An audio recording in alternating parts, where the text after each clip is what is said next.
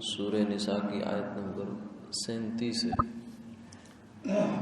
اعوذ باللہ من الشیطان الرجیم، بسم اللہ الرحمن الرحیم۔ الذین یبخلون ویأمرون الناس بالبخل ویکتمون ما آتاهم اللہ من فضلہ وأعتدنا للكافرين عذابا مهينا۔ والذين ينفقون أموالهم رياء الناس ولا يؤمنون بالله ولا باليوم الآخر ومن يكن الشيطان له قرينا فساء قرينا۔ صدق اللہ علیہ۔ جو لوگ بخل کرتے ہیں اور لوگوں کو بھی بخل کی تعلیم دیتے ہیں، اور جو کچھ اللہ نے ان پر اپنا فضل کیا ہے اس کو چھپاتے ہیں، اور ہم نے کافروں کے لیے ذلت والا عذاب تیار کر رکھا ہے۔ اور وہ لوگ جو کہ خرچ کرتے ہیں اپنے مال لوگوں کو دکھانے کے لیے، اور اللہ اور آخرت کے دن پر ایمان نہیں لاتے، اور جس کا ساتھی شیطان ہو تو وہ بہت برا ساتھی ہے۔ گزشتہ آیت میں اللہ کی عبادت اور حقوق اللہ اور حقوق العباد کا تذکرہ ہوا تھا کہ ان سب کے ساتھ حسن سلوک کرنا ضروری ہے۔ تو حسن سلوک کی دو صورتیں ہوتی ہیں، ایک تو یہ ہے کہ آدمی رویہ اچھا رکھے، سلوک اچھا کرے، اور دوسرا یہ ہوتا ہے کہ آدمی مال سے بھی کسی کا تعاون کر دے، کسی کو دلاسا تسلی دے دے۔ تو یہ دونوں ہی طرح کے تعاون اور دونوں ہی طرح کی جو بھلائیاں ہیں یہ مطلوب ہیں۔ جہاں کہیں مال خرچ کرنے کا موقع ہو اور آدمی کے پاس وسعت ہو تو اس کو مال خرچ کرنا چاہیے، اور جہاں کہیں مال خرچ کرنے کا موقع نہیں ہے یا وسعت نہیں ہے تو کم سے کم آدمی تسلی کا اور جو ہے دوسرے کو کہ دل خوش کرنے کے لیے کوئی ایسی بات ہی کر سکتا ہے۔ اس لیے فرمایا کہ ان من المعروف ان تلقى اخاك بوجه طلق، کہ نیکی صرف یہ نہیں ہے کہ تم پیسہ خرچ کرو، بلکہ کسی مسلمان بھائی سے خندہ پیشانی سے مل لینا یہ بھی ایک نیکی ہے۔ کسی بیمار کی عیادت کر لینا، اور کسی مرنے والے کی تعزیت کر لینا، اور کسی کے ساتھ کوئی پریشانی ہے، تنگی تکلیف ہے تو اس سے پوچھ لینا کہ کسی چیز کی ضرورت، خدمت کے لیے میں حاضر ہوں، یہ سب چیزیں ایسی ہیں کہ جو نیکی میں آتی ہیں، حسن سلوک میں داخل ہیں سب۔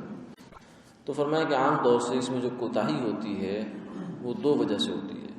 ایک تو اس وجہ سے کہ آدمی کے اندر تکبر ہوتا ہے، وہ اپنے آپ کو بڑا سمجھتا ہے۔ دوسرا آیا ہے تو یہ بس ایسے بیٹھا رہے گا کہ جیسے جناب وہ بس ٹھیک ہے، ذرا فاصلہ رکھ کر کہ میں کچھ اور ہوں تم کچھ اور ہو، چاہے وہ جو ہے اس کا عزیز رشتہ دار ہی ہو یا کوئی پڑوسی ہو، لیکن اس کے درمیان ایک فاصلہ رکھے گا، اور یہ جو فاصلہ ہے یہ تکبر کی وجہ سے ہوتا ہے۔ اور دوسرا اس وجہ سے ہوتی ہے بدسلوکی کہ آدمی اگر مال خرچ کرنے کا موقع ہے تو مال خرچ نہیں کرتا، بلکہ بخل سے کام لیتا ہے۔ تو فرمایا کہ یہ دونوں چیزیں جس شخص میں ہوں گی وہ ان حقوق کی ادائیگی میں کوتاہی کرے گا، اور ان حقوق کی ادائیگی بڑی ضروری ہے۔ تو نتیجہ یہ نکلا کہ ان دو چیزوں کا علاج بڑا ضروری ہے۔ جس کے اندر یہ دو بیماریاں ہیں، تکبر کی اور بخل کی، تو وہ جو ہے وہ بہت خسارے میں ہے، دنیا اور آخرت کے اعتبار سے خسارے میں ہے۔ مال کی محبت اس کے اندر اتنی ہو جائے کہ وہ بخل پر لے آئے اس کو، یعنی جہاں اللہ کا حکم ہے مال خرچ کرنے کا، بخل کی تعریف یہ کی جاتی ہے کہ جہاں شریعت یا مروت تقاضا کرے مال خرچ کرنے کا وہاں مال خرچ نہ کرنا یہ بخل ہوتا ہے۔ ایک آدمی کے پاس استطاعت موجود ہے لیکن شریعت کا تقاضا آ گیا، زکوٰۃ آ گئی، صدقات آ گئے، یا کوئی سائل آ گیا جو جائز مستحق ہے، تو اس موقع پر اس کو کچھ نہ دینا یہ بھی بخل ہوتا ہے۔ یا مروت، جیسے گھر میں کوئی مہمان آ گیا، اب گھر جیب میں پیسے بھی ہیں، گھر میں چیز بھی ہے، لیکن اس کی جو ہے وہ دل کے اوپر مٹھی بھری جا رہی ہے کہ میں اس کو کھلا دوں گا تو کیا فائدہ ہوگا، مجھے کیا حاصل ہوگا، تو یہ بخل ہے۔ مروت تقاضا کرے، اخلاق کا تقاضا جہاں ہو خرچ کرنے کا وہاں خرچ نہ کرنا، شریعت کا تقاضا وہاں خرچ نہ کرنا، یہ بخل ہوتا ہے۔ تو فرمایا کہ جو لوگ بخل کرتے ہیں، اور نہ صرف یہ کہ خود بخل کرتے ہیں بلکہ دوسروں کو بخل کی تعلیم بھی دیتے ہیں۔ کیوں؟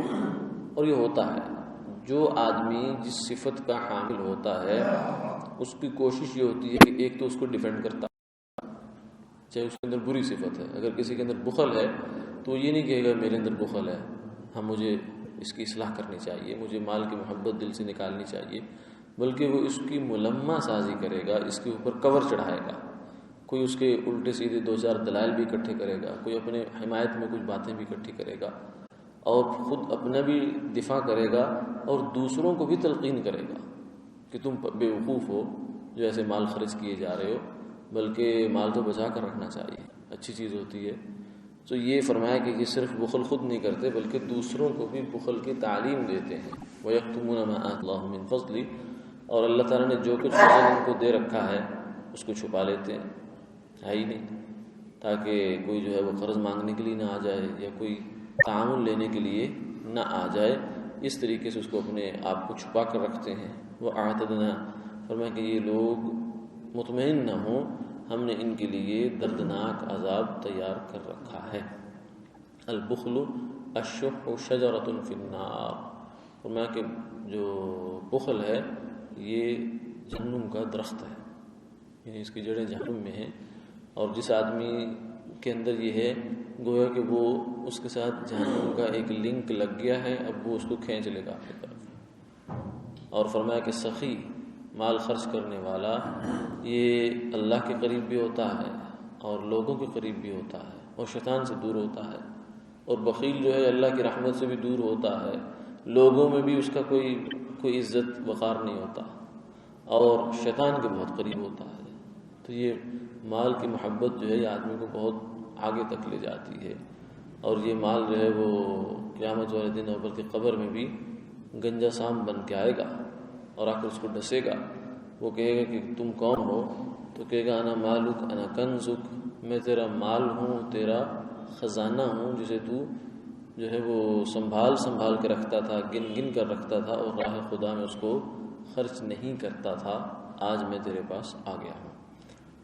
والذین ينفقون اموالهم، آگے دوسرا پہلو یہ ہوتا ہے کہ انسان عام طور سے افراط اور تفریط کا شکار ہو جاتا ہے، جبکہ شریعت مطہرہ اعتدال کا نام ہے کہ آدمی بیلنس رکھے، توازن رکھے اپنے طرز عمل میں۔ تو کچھ لوگ ایسے بھی ہوتے ہیں کہ جو بخیل ہوئے، وہ مال خرچ کرتے ہی نہیں ہیں، بس اندر ہی تجوری میں تالے لگا کے رکھتے ہیں اور اس کو گنتے رہتے ہیں، خوش ہوتے رہتے ہیں اپنے آپ میں، اپنے جی میں کہ میرے پاس اتنے پیسے ہو گئے۔ اور دوسری جانب کچھ لوگ ایسے ہیں کہ جو مال بڑا خرچ کرتے ہیں، کھلا ہاتھ ہے ان کا، لیکن نیت ٹھیک نہیں رکھتے، ریا الناس، لوگوں کو دکھانے کے لیے خرچ کرتے ہیں، یہ بھی خسارے میں ہے۔ حالانکہ مال کی محبت اس میں نہیں ہے، لیکن اس کے اندر ایک اور محبت ہے جو مال سے بھی زیادہ خطرناک ہے، وہ محبت ہے جاہ، لوگوں کے دل میں اپنی عزت بنانا، لوگوں کی نظر میں اپنا سٹیٹس قائم کرنا، لوگوں کی نظر میں اپنے آپ کو سخی شمار کروانا کہ فلاں بڑا کھلے ہاتھ کا، بڑے کھلے دل کا مالک ہے، یہ جذبہ ہے۔ یہ جذبہ جو ہے اسے حب جاہ کہتے ہیں، یعنی اپنی جاہ اور مرتبہ اور منزلت یہ لوگوں کے دلوں میں قائم کرنا، تو یہ بھی بڑی خطرناک ہے، یہ تکبر کی جانب کھینچ کے لے جاتی ہے انسان کو۔ تو فرمایا کہ یہ جو لوگ ایسے خرچ کرتے ہیں مال، وہ بھی خسارے میں۔ قیامت والے دن حدیث پاک میں آتا ہے کہ 3 لوگوں کو لایا جائے گا جو ٹاپ کی نیکیاں کرنے والے ہوں گے، عام آدمی نہیں ہوں گے، سب سے اونچے آدمی ہوں گے۔ ایک شہید جس نے راہ خدا میں اپنی جان قربان کر دی، اور ایک عالم جس نے علم حاصل کیا اور دنیا میں اس کا بڑا شہرہ رہا علم کا، اور ایک جو ہے وہ سخی جس نے مال پانی کی طرح بہایا۔ اور تینوں سے پوچھا جائے گا ہاں جی آپ کو جو جو نعمتیں میں نے عطا فرمائی تھی کیا کیا؟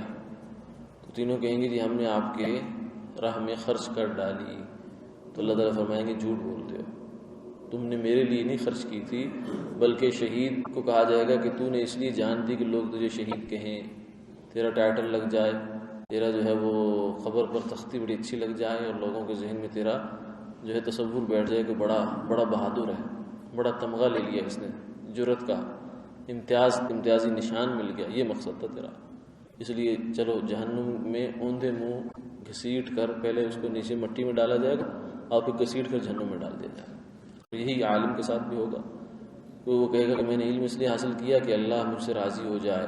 فرمایا نہ, جھوٹ بولتا ہے, تو نے علم اس لیے حاصل کیا تھا کہ لوگ کہیں گے بڑا علامہ ہے, بڑا عالم ہے, بڑا مفتی ہے. تو یہ سب اس لیے کیا تھا, اور وہ ہو گیا. کیوں؟ لوگوں کے لیے کیا تھا, لوگوں نے کہہ دیا. جو تم نے اپنے عمل سے مقصود بنایا تھا وہ مل گیا. ایک آدمی اگر ملازمت کرتا ہے اور ایگریمنٹ کرتا ہے کہ مجھے مہینے کے بعد 10,000 روپیہ دے دیا جائے, تو 10,000 مل گیا تو ختم. اس نے جو محنت کی تھی وہ مل گئی اس کو, اب اس کے بعد کسی اور چیز کی توقع نہیں کر سکتا. تو جو آدمی مقصود بنائے گا مخلوق کی واہ واہ کو, تو وہ تو مل گئی, اس کو بھی گھسیٹ کر جہنم میں. اور تیسرا آدمی سخی ہوگا جو راہ خدا میں مال خرچ کرتا رہا, مگر جذبہ یہ ہے کہ لوگ کہیں بڑے بڑے بڑے سیٹھ صاحب اور بڑا جو ہے کھلے ہاتھ کے مالک ہیں, یہ تو بڑے سخی ہیں. فرمایا کہ وقد قیل, یہ بھی کہا جا چکا, تمہارا مقصود اس سے حاصل ہو چکا, اب اس عمل کا میرے پاس کوئی بدلہ نہیں ہے. اور نہ صرف یہ کہ میرے پاس مزید کوئی بدلہ نہیں, بلکہ تمہیں سزا ملے گی. کیوں؟ اس لیے کہ تم نے شرک کیا ہے. عمل تو میرے لیے ہونا چاہیے تھا. من صلی یراہی فقط اشرک, جو بندہ کسی کو دکھانے کے لیے نماز پڑھتا ہے, فرمایا یہ شرک کرتا ہے, شرک اصغر ہے. حضور نے فرمایا مجھے اپنی امت پر جس چیز کا بہت زیادہ ڈر ہے وہ شرک اصغر ہے.